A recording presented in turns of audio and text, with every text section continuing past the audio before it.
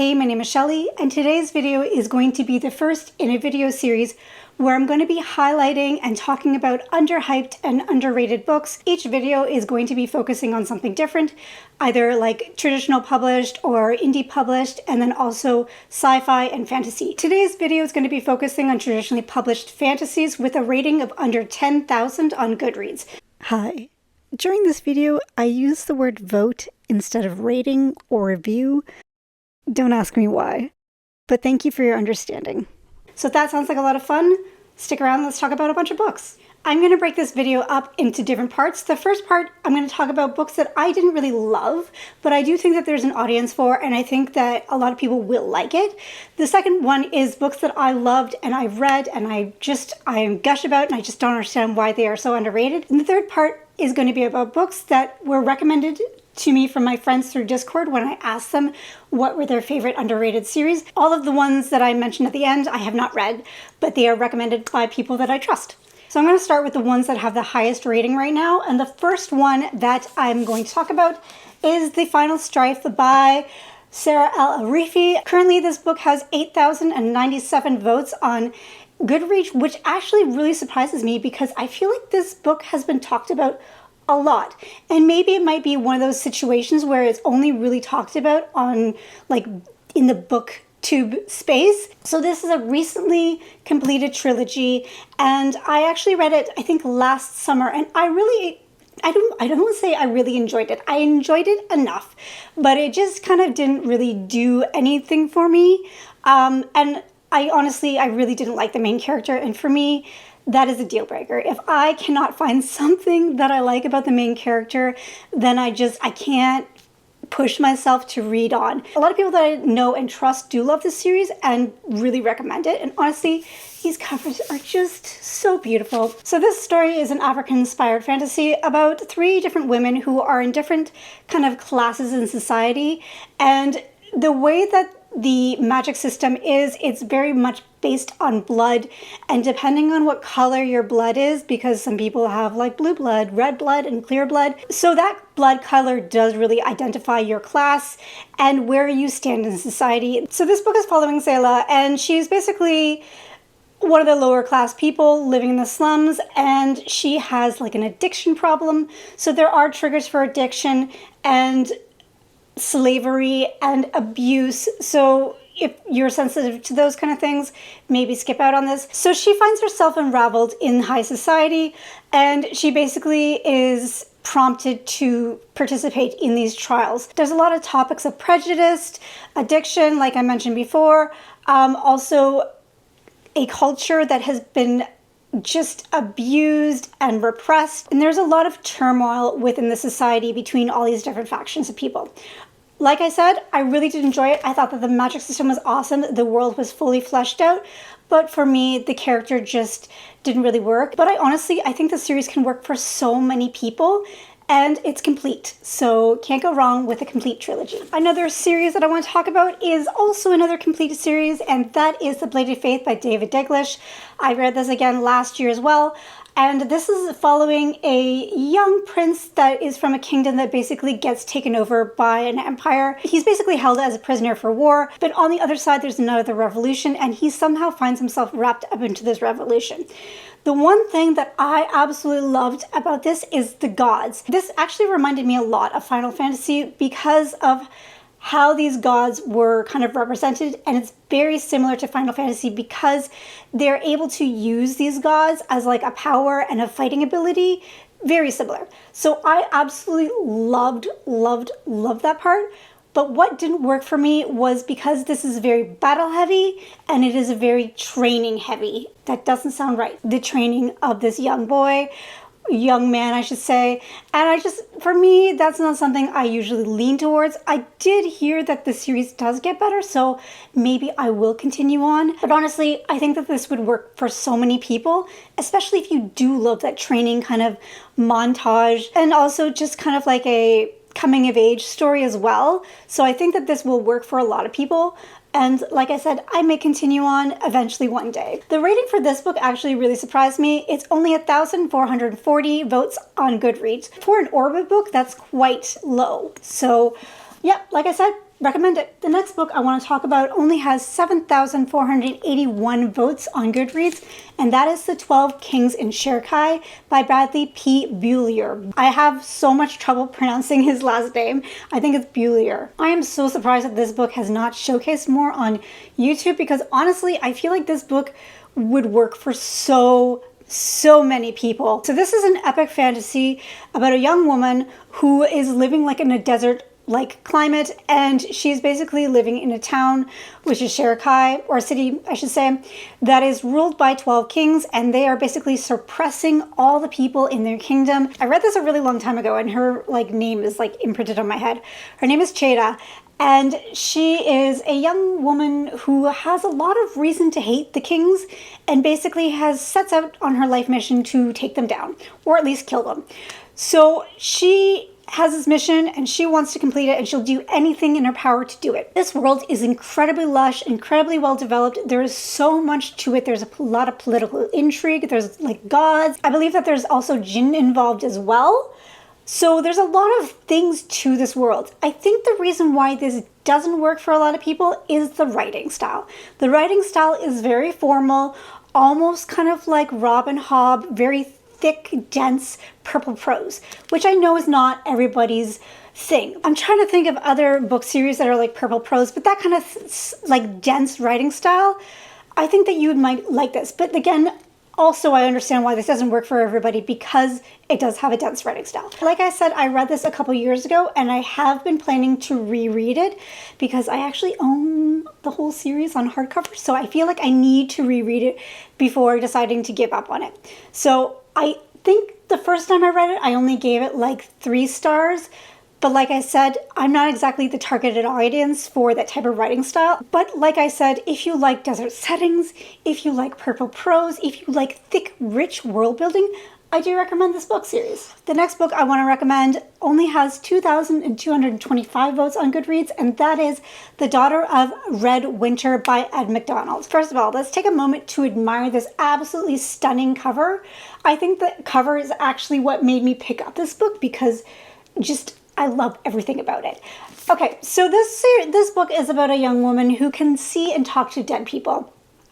And in this world, I kind of felt like this world was very much like inspired by Celtic Ireland almost, where like people are kind of like in clans and they're very segregated from each other, so they're far apart from each other, so they just kind of keep to themselves. But this book starts when she saves a person who is basically from another clan, somebody other, and because she saved this person and kind of did what this person asked, she kind of finds herself in a lot of trouble, and it just kind of propels from there. Not really the plot, but kind of like the feeling of the world really did remind me of J. Kristoff's writing style. Something about this book didn't really work for me, although I found that the world was really interesting, and I found that the backstory and all that stuff was really cool. I think the characters just didn't work for me, and I have contemplated continuing on since I think the last book is coming out or has come out recently. It's not really a huge book, so I do recommend just checking it out and see if it works for you. Now we're going to move on to the books that I love and I think that are criminally underrated, underhyped. The first one is The Failures by Benjamin Lyer. This one only has 427 votes on Goodreads. That is insane to me because this book is so awesome. I feel like this book is best going in kind of blind, but it is a fantasy book. But it's more on the fantasy side with like some sci-fi elements of like technology and kind of world building as well. This is following a different bunch of POVs, and you don't think that they're connected, but maybe they are, maybe they're not. You don't know when things are happening, where they're happening. It's very confusing. So I kind of do understand why it doesn't work for everybody, but honestly, the way that it's woven together is just masterful. It is so good, and I just don't understand. I don't understand. Also, the sense of humor in this, right up my alley. Absolutely loved it. I'm going to give you a snippet of a summary just to kind of give you an idea what this is about. And it says, all machines can be broken. The final cracks are spreading.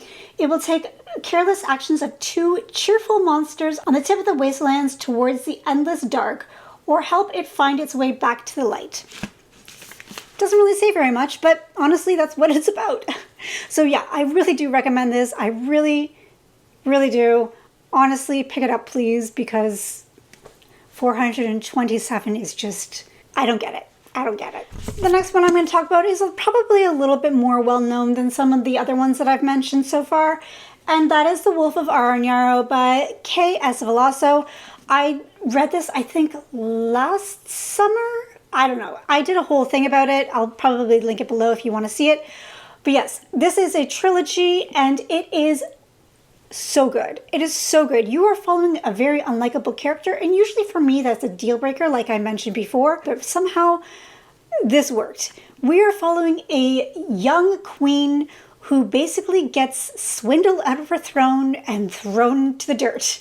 And it's just her story of clawing her way up to get her throne. What I liked about this book is, 1, you're following an older character, 2, you're following a mother, and 3, the world building is just so good. The details of the food, the world, the clothing, and the political backsetting are just immaculate. Top tier in my opinion. I really don't understand why this book is not talked about more and why more people aren't picking it up. This book only has 3,627 votes on Goodreads, which blows my mind. I don't get it. Full disclosure, I only read the first 2 in the series because the third book does not have an audiobook, and that's how I consumed the first 2.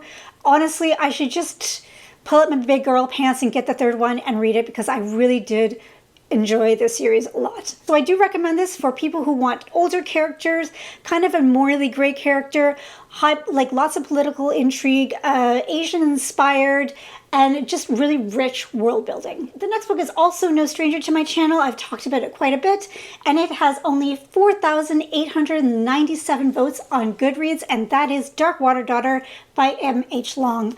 I gushed about this book. It was one of the few books I actually have a separate review for. I don't do reviews very often, and I did a review for this book, and because I loved it that much, and I feel like more people need to talk about this. This is a nautical setting following a young woman who is a storm singer, and storm singers are basically women that can sing to storms and basically control them like Storm from X-Men. So having a storm singer on a boat is very important because it'll help you get from point A to point B, because where they're located, the weather is terrible and traveling the sea is a dangerous thing. I like this story because it gave me like a Pirates of the Caribbean, except they turned down the temperature, and instead of being in the tropics, you're pretty much in icy cold, not very nice weather. And the other reason why I like this is because although it's not a romantasy, it is a romantic fantasy, and you're following 2 characters that basically build this bond together and develop a deep relationship. I honestly need to continue on the series. I was thinking about hosting a buddy read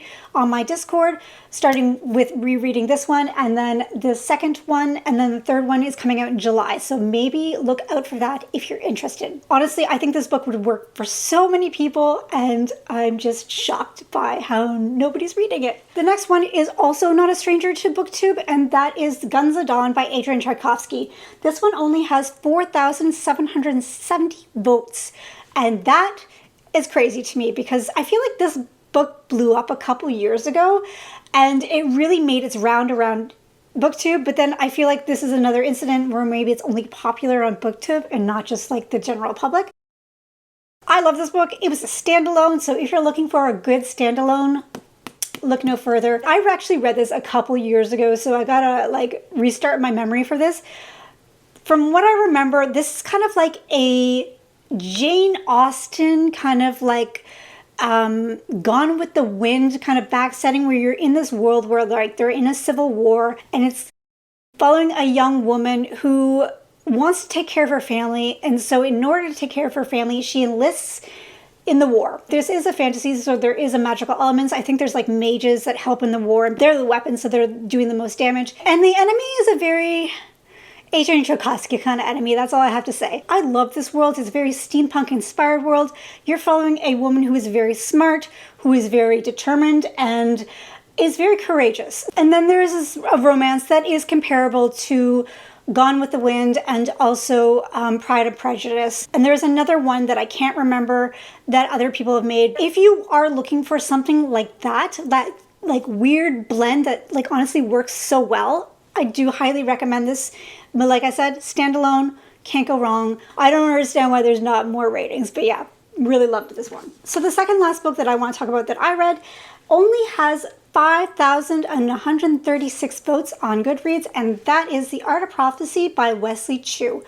Really don't understand why this book has not been talked about more, how more people don't read it, because I think it would work for so many people. This book is a silk punk book. It's such a small genre, but I love this genre, and I will try to eat up anything in this like subgenre. Grace of Kings is also silk punk, so if you're kind of like looking into that like Asian inspired world with a steampunk feel, this is it. This would actually surprise me because it is a training martial arts book, and usually that doesn't work for me. But the way that it was written with so much humor and so much depth, and the backdrop of this really cool world, I am like slapping myself on the wrist because I haven't continued. I've kind of been waiting for that third book to come out, and it has not been announced yet. So I'm probably gonna have to reread this in preparation for the third book, but I don't have a problem with that, so that's okay. We're following an older character who basically takes on this boy who's basically the chosen one. And it's her job to train him, and he's a brat, and they don't get along. Obviously, they develop, a relationship, and because he is the chosen one, she's training him to fight the big fight later on. So I mentioned before, I love the humor, and I really did love the world building. I think that Wesley Chu did a phenomenal job of writing action scenes, which I think he actually is a martial artist, and so that makes a lot of sense. But also what I loved about this was the fact that the towns were basically moving mechanical parts. So like each neighborhood was like a separate moving part, and they kind of moved around the land like a caterpillar almost. And sometimes, things will break down, and the neighborhood or the part will fall off, and the town will just keep moving without it. I thought that was so incredibly unique, very kind of like Howl's Moving Castle or Mortal Engines kind of inspired. So I really did like that. Like I mentioned, don't understand why more people aren't talking about it. Also, another beautiful cover, like just stunning. So yeah, I will be rereading this probably in the near future as soon as the third one's announced, and I'm really excited to reread it because I liked it a lot. So the last book I want to talk about only has 5,279 votes on Goodreads, and that is Ashes of the Sun by Django Wexler. This is the first book in the Burning Blade and Silver Eye trilogy. I always have trouble saying that, which is a trilogy that I freaking love. Will this work for everybody? No. Will it work for a lot of people? Oh gosh, yes. If you love Star Wars and Final Fantasy, you need to read this book. You need to read it. It is no secret that Django Wexler literally said that this book was heavily inspired by Star Wars. And it is. The plot is very similar, where you're kind of following people from a rebellion versus the Empire. But unlike Star Wars, you're following people from both sides. So you're kind of seeing the best of both or the worst of both. And we're following two siblings. One is the sister, who is basically being trained to be like a Jedi, basically, and for the Empire. And the other one is the brother, and he is a part of the rebellion. It's their story told separately, but then slowly their story collides, and the intermingle of both worlds. So good. This is a sci-fi fantasy series, so there is a heavy sci-fi element. And also one of my favorite tropes, which is like a forgotten society or forgotten civilization. There's even like lightsaber kind of like weapons, which I loved. There's also LGBT representation, and there's a vast variety of different types of people from all walks of life. So I actually started this series through the audiobook, and because of a certain character, I had to move to physical, and I enjoyed it a lot more. Is this book the most amazing thing that you'll ever read? No. But will you have a really great time? Yes. So I do recommend this to a lot of different people, especially if you're looking for something to escape into and just have fun, Take it with a grain of salt. So yeah, don't understand why this book is not talked about more. Now we're going to move on to the books that were recommended by my Discord friends. And these are books that I have not read, although the first one I actually own, so I can hold it up. And that is The City of Last Chances by Adrian Tchaikovsky.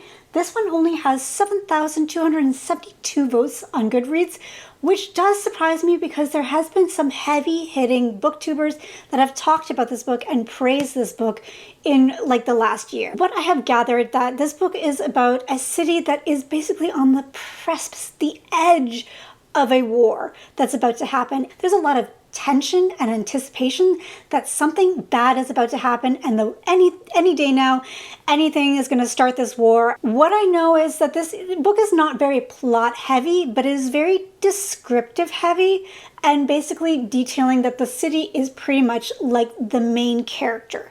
So I guess that's kind of not what a lot of people are looking for to read. But honestly, from my experience with Adrian Tchaikovsky, he is probably one of the few authors that are able to pull off, following a story where the characters are very much like the backdrop of the main character, which is the city. I feel like he can pull that off because he's pulled off some pretty amazing storytelling that a lot of people couldn't. I personally am going to be reading this at some point this year. I've had it on my TBR for a really long time, but I have to prioritize some other Adrian Tchaikovsky books first. I'm looking at you, Alien Clay, and oh my god, can we talk about another gorgeous cover? Like, just beautiful. So yeah, so surprised. I'm actually genuinely surprised that this doesn't have more ratings. Another book that I am absolutely stunned that does not have more ratings on Goodreads, and this book only has 1,360 votes on Goodreads, which blows my mind because there is a person on YouTube that has been raving about this series for the longest time, and that is Elliot Brooks, and the book is Engines of Empire by Richard S. Ford. This is the first book in the Age of Uprising, and yeah, I was actually surprised when one of my friends posted this. I'm like, nah, that can't be true, but it is. From what I've heard, this is a political heavy book about families that are like kind of like in charge of like trades, and it's a very steampunk kind of world. And this book has been compared to Game of Thrones and also Final Fantasy, which I know is a favorite for Elliot Brooks. Less than 2,000 reviews, so if you're interested in political family dramas, Elliot Brooks has raved about it. Some people from my Discord raved about it, so I do recommend it. This next book is actually on my TBR, and it only has 1,069 reviews on Goodreads, which I don't understand. Anyways, that is Asunder by Kirsten Hall. I've had a couple friends that have read this recently and have gushed about it, and I actually didn't even know what it was about until I kind of did my research for this video, and I need to pick it up, because this screams Shelley, all over it. So this is about a woman who is a death speaker. So basically she made a contract with almost like a demon-like being. So she basically uses this ability and the contract to investigate suspicious murders all around the town. And basically she gets involved with somebody, and because of saving this person, this world of this mystery opens up, and she kind of finds herself investigating something a lot larger than she thought. Although I'm not crazy about investigation, I like them sometimes, but there was something that piqued my interest, and that was the mention of a fated empire. And we all know how I love my ancient civilizations. So, and the fact that it's also there's arcane horror. So I'm like, you know what? I'm really starting to love horror and dark stuff lately, so I think I really need to step it up. Plus, this cover is also a really gorgeous cover, and so I think as of right now this is only a standalone. Correct me if I'm wrong, but yeah, I really do need to pick this up, and yeah, after reading this I'm probably going to prioritize it for the summertime. The next one only has 3,382 votes on Goodreads, and that is The Race of the Sands by Sarah Beth Durst. Sarah Beth Durst wrote, oh my god, I'm blanking on the name. I'll put it here. I read this series. I really enjoyed it. I don't know if this is a YA series or an adult series, because I know sometimes adult series written by female authors often gets mislabeled, so I'm not sure if that's the case, but it does say YA on Goodreads. This book is bumping around YouTube, and a lot of people have been reading it, so I'm quite shocked that there's less than 4,000 reviews on Goodreads. This is a standalone book about a woman who decides to participate in a race across the desert. And I heard that the character development in this particular book is absolutely immaculate, and the world building is really great. And I do trust that, because the other series that she wrote. What is it called? The Queens of Valentia. I had to look it up. The world that she built for that trilogy was very unique, so I do trust that she can create a pretty unique desert setting, and I love my desert setting, so I really do need to pick it up, especially since it's standalone, which is also very inviting to me at this point. And the last book I want to talk about only has 5,404 votes, and that is The Night by Gene Wolfe. Gene Wolfe is very, very well known for his sci-fi series, but this series I actually haven't even heard of, which is surprising for me because he is such a very well-known author.